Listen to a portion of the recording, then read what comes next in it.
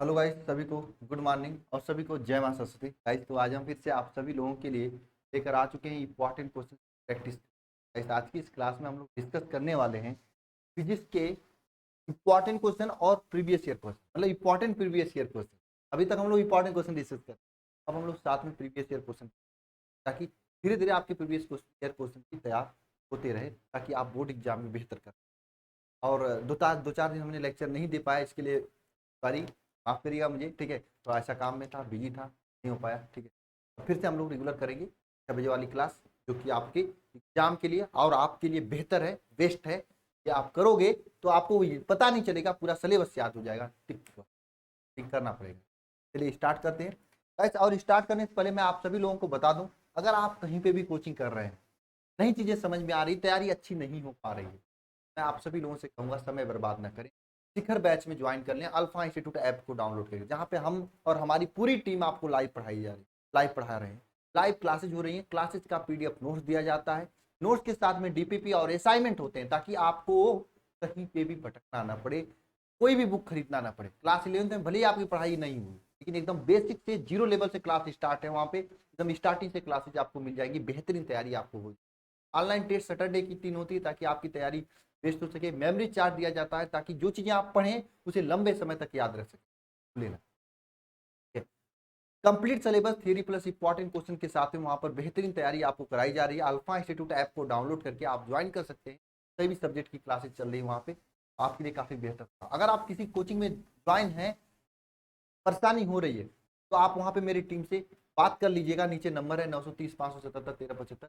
आपके लिए कुछ स्पेशल डिस्काउंट देकर आपको कम फीस में आपको ज्वाइन करा दिया जाएगा। केवल एप्लीकेशन चार्ज और जीएसटी लिया जाएगा, क्योंकि मुझे बहुत सारे बच्चे ऐसे मिले हैं कि बहुत बड़े बड़े कोचिंग वाले 5-5 हज़ार 8-8 हज़ार जमा करा लिए हैं, 2-2 हज़ार 3-3 हज़ार जमा करा लिए हैं, लेकिन वहां पे उनको समझ में नहीं आ रहा। तो ऐसे बच्चों को क्या करेंगे, बच्चों का मैं साथ दे रहा हूँ।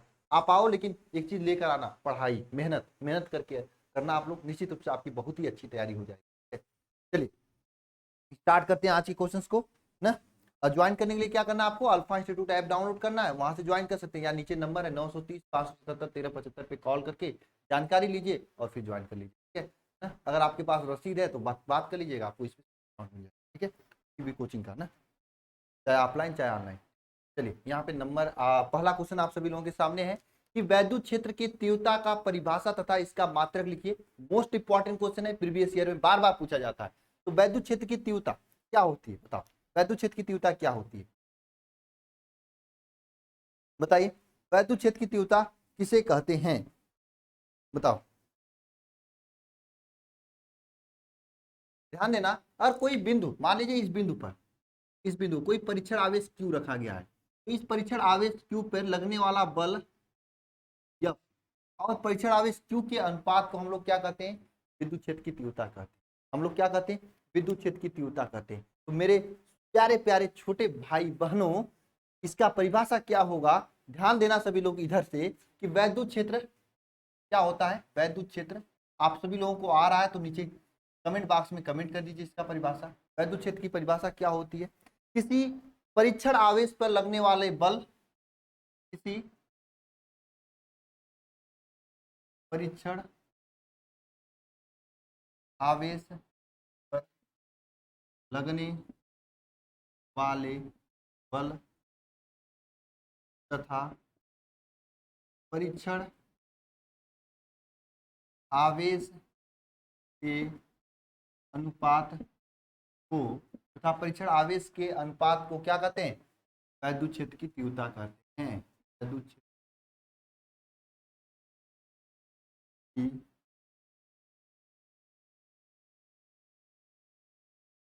वैद्युत क्षेत्र की तीव्रता कहते हैं। किसी भी परीक्षण आवेश पे लगने वाला बल F, मान लीजिए कोई परीक्षण आवेश का Q0 है, इस पे लगने वाला बल F है, तो वैद्युत क्षेत्र की तीव्रता इज इक्वल टू क्या होगा, बताओ। बताओ क्या हो जाएगा, बताओ।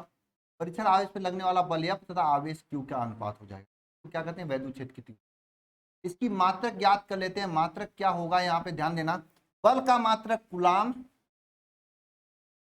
और क्यू का मात्रक, अच्छा बल का मात्रक न्यूटन होता है भाई, न्यूटन न्यूटन न्यूटन न्यूटन दादा, तथा क्यू का मात्रक कूलाम का मात्रक क्या होता है, न्यूटन प्रति कूलाम होता है। इसका मात्रक क्या होता है, न्यूटन प्रति कूलाम होता है। इसका मात्रक क्या होता है, न्यूटन प्रति कूलाम होता है। एफ अपान क्यू का न्यूटन प्रति कूलाम होता है इसका एफ अपान क्यू से। इसके मात्रक, इसके अलावा इसका एक और मात्रक होता है वोल्ट प्रति मीटर भी इसका मात्रक होता है। वोल्ट प्रति मीटर भी इसका, तो दो मात्रक होते हैं, न्यूटन प्रति कूलाम मात्रक होते हैं, वोल्ट प्रति मीटर होता है। और विद्युत बल विद्युत क्षेत्र is equal to F upon Q, यानी किसी परीक्षण आवेश पर लगने वाला बल तथा परीक्षण आवेश के अनुपात को विद्युत क्षेत्र की तीव्रता कहते हैं। मान लीजिए कोई लगने वाला बल एफ है और परीक्षण आवेश क्यू, तो इनके अनुपात को विद्युत क्षेत्र की तीव्रता कहेंगे। इसका मात्रक न्यूटन प्रति कूलाम होता है, वोल्ट मीटर भी होता है। पूरा याद हो गया आप लोगों को? एक बार फिर से याद करना सभी लोग। किसी परीक्षण आवेश पर लगने वाला बल तथा परीक्षण आवेश के अनुपात को क्या कहते हैं? विद्युत क्षेत्र की तीव्रता कहते हैं। विद्युत क्षेत्र की तीव्रता is equal to F upon Q होता है। मात्रक इसका न्यूटन प्रति कूलाम होता है या फिर वोल्ट प्रति मीटर होता है। ठीक है, ये हो गया। चलो नेक्स्ट क्वेश्चन पे चलते हैं ना। अगला क्वेश्चन आप सभी लोगों के सामने है, ध्यान दीजिएगा। संधारित्र किसे कहते हैं? संधारित्र की धारिता की परिभाषा लिखिए। बताइए सभी लोग, संधारित्र किसे कहते हैं? परिभाषा लिखो सभी लोग। संधारित्र क्या होता है? अरे बताओ।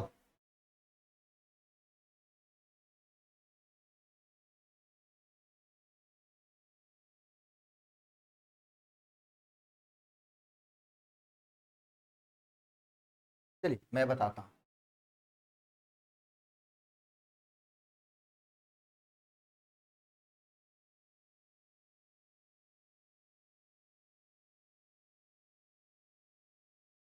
ध्यान देना।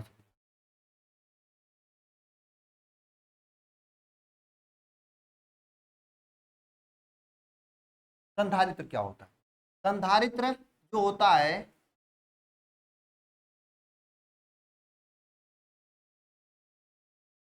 एक ऐसा समायोजन होता है, समायोजन होता है। संधारित्र एक ऐसा समायोजन होता है, संधारित्र जो होता है एक ऐसा समायोजन होता है जिसमें किसी चालक का आकार परिवर्तित किए बिना, जिसमें किसी चालक का आकार परिवर्तित किए बिना, जिसमें किसी चालक का आकार परिवर्तित किए बिना, जिसमें किसी चालक का आकार परिवर्तित किए बिना उस बिंदु पर आवेश की पर्याप्त मात्रा संचित किया जा सकता है। उस बिंदु पर आवेश की पर्याप्त मात्रा क्या किया जाता है? संचित किया सकता है। आवेश की पर्याप्त मात्रा संचित किया जा सकता है। संधारित्र एक ऐसा समायोजन है जिसमें किसी चालक का आकार परिवर्तित किए बिना उस बिंदु पर आवेश की पर्याप्त मात्रा क्या संचित कराया जा सकता है। इसे क्या कहते हैं? संधारित्र कहते हैं। इसे क्या कहते हैं? संधारित्र कहते हैं। इसे क्या कहते हैं? संधारित्र कहते हैं। संधारित्र एक ऐसा समायोजन होता है जिसमें किसी चालक का आकार परिवर्तित किए बिना उसमें आवेश की पर्याप्त मात्रा संचित कराया जा सकता है। जिसे इस मार्कर है, यह मार्कर नीला है, इसमें स्याही भरा जाता है। तो हम कुछ ऐसा कर दें कि मार्कर का आकार बढ़ाए बिना इसमें 1 लीटर स्याही भर दें, होगा नहीं संभव।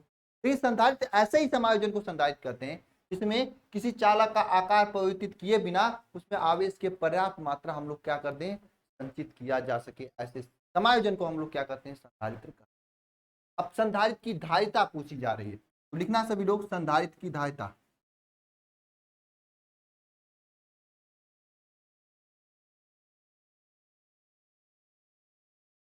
संधारित्र की धारिता क्या होती है? ध्यान से सभी लोग इधर ध्यान देना। संधारित्र की धारिता क्या होती है? किसी भी संधारित्र की धारिता क्या होता है? ध्यान देना सभी लोग इधर।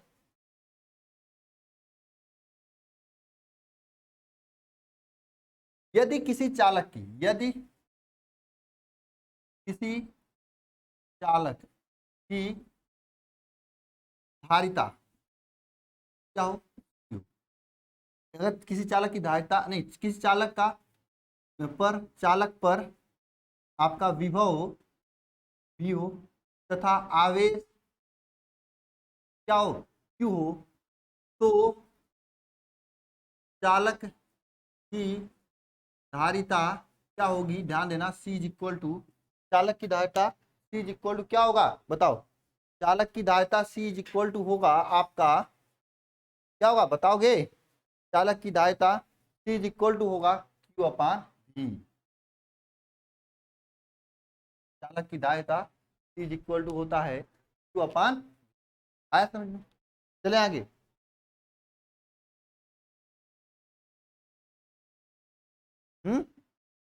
अगला क्वेश्चन चलें, याद हो गया, संधारित्र क्या होता है, संधारित्र एक ऐसा समायोजन होता चला जिसमें चालक का आकार परिवर्तित किए बिना उस बिंदु पर आवेश की संचित मतलब आवेश का पर्याप्त मात्रा संचित किया जा सकता है। यदि किसी चालक की विभव भी हो तथा आवेश क्यू हो तो धारिता C equal to Q upon V होता है। एक बात ध्यान रखना, एग्जाम में क्वेश्चन पूछा जाता है, अगर ऐसे ही पढ़ोगे ना तो चीजें याद हो जाया करेंगी। सुबह सुबह क्लास को ले लिया करो, आप सभी अभी क्लास को छोड़ा मत करो भाई। चलो अगला क्वेश्चन देखो, अगला क्वेश्चन क्या है, यदि किसी आर त्रिज्या वाले गोलाकार चालक की धारिता क्या होती है, ये तो बता दो कमेंट बॉक्स में कमेंट करके, कुछ तो बता दो तुम लोग भी, कुछ तो बता दो तुम लोग भी, कुछ तो बता दो तुम लोग भी, कुछ तो बता दो तुम लोग भी, नहीं बताओगे। आर त्रिज्या का गोलाकार चालक जिसमें वायु की धारिता क्या होगी, गोलाकार चालक में की वायु की धारिता क्या होगी बताओ।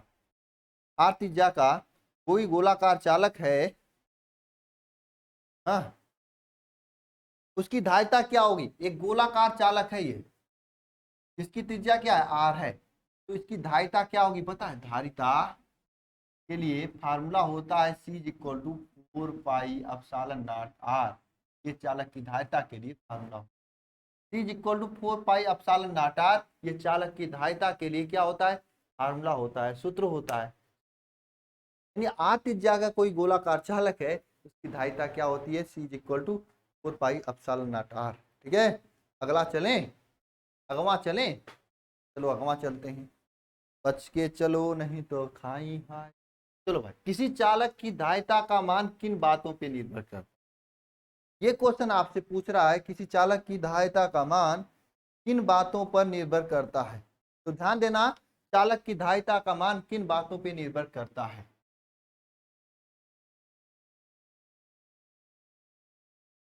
ध्यान देना सभी लोग, इस चालक के धारिता का मान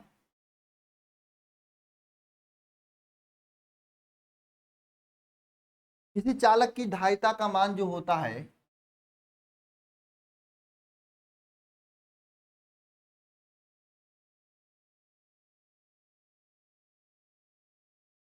किसी चालक की धारिता का मान जो होता है, या आपके चालक के आकार आकृति, चालक के आकार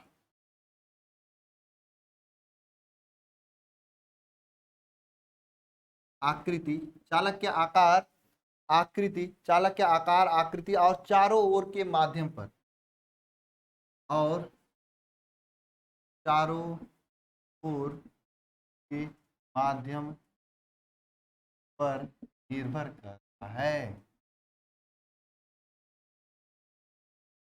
भाई सीधी सी बात है, चालक का जो है धारिता चालक के आकार आकृति और चारों ओर के माध्यम पर निर्भर करता है। किसी चालक की जो धारिता होती है चालक के आकार आकृति और चारों ओर के माध्यम पर निर्भर करता है। और समझ में आया, किसी चालक की जो धारिता होती है चालक के आकार आकृति और चारों ओर के माध्यम पर निर्भर करता है। अगला क्वेश्चन आप सभी लोगों के है कि विभव प्रवणता किसे कहते हैं, ये क्वेश्चन जवाब मांगता है। क्वेश्चन क्या मांगता है भाई साहब, जवाब मांगता है, और किससे मांगता है, आप लोगों से। कमेंट बॉक्स खुला है, वहां पे इस क्वेश्चन का जवाब आप लोगों का काम है, करोगे या नहीं करोगे ये कमेंट बॉक्स में भी कमेंट कर देना, ठीक है। और हम आप सभी लोगों को बता दूं, अगर आपकी अभी तक तैयारी नहीं हुई है, अच्छी तैयारी नहीं हो रही है, पढ़ाई नहीं हो पा रहा है, तो आप सभी लोग अल्फा इंस्टीट्यूट ऐप को डाउनलोड करके वहाँ पे शिखर बैच है उसे ज्वाइन कर लीजिए।